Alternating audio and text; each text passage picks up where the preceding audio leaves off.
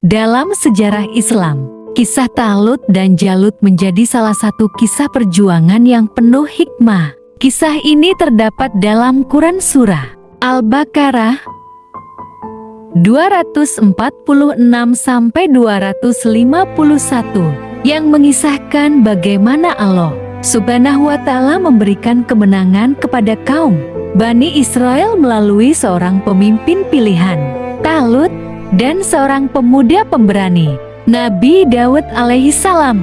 Bani Israel setelah meninggalkan ajaran Nabi Musa alaihissalam dan Nabi Harun alaihissalam mengalami berbagai cobaan. Mereka seringkali berbuat maksiat hingga akhirnya tertindas oleh musuh-musuhnya. Pada suatu masa, mereka berada di bawah tekanan bangsa lain yang menindas dan merampas negeri mereka. Mereka pun meminta kepada seorang nabi mereka agar Allah Subhanahu wa Ta'ala mengangkat seorang pemimpin yang dapat memimpin mereka dalam perlawanan. Apakah kamu tidak memperhatikan pemuka-pemuka Bani Israel setelah Nabi Musa? Ketika mereka berkata kepada nabinya, "Angkatlah untuk kami seorang raja, supaya kami berperang di jalan Allah Subhanahu wa Ta'ala." Quran Surah Al-Baqarah 246.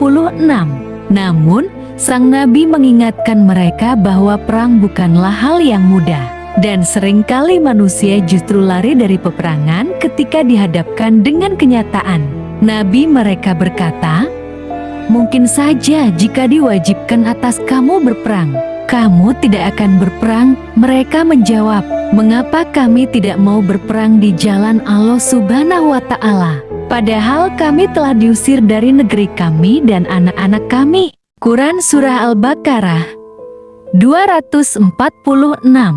Allah Subhanahu wa Ta'ala kemudian mengangkat seorang lelaki bernama Talut sebagai raja bagi Bani Israel. Namun, banyak dari mereka menolak Talut karena ia bukan dari keturunan bangsawan atau kaum elit. Nabi mereka berkata kepada mereka, "Sesungguhnya Allah Subhanahu wa Ta'ala telah mengangkat Talut menjadi rajamu."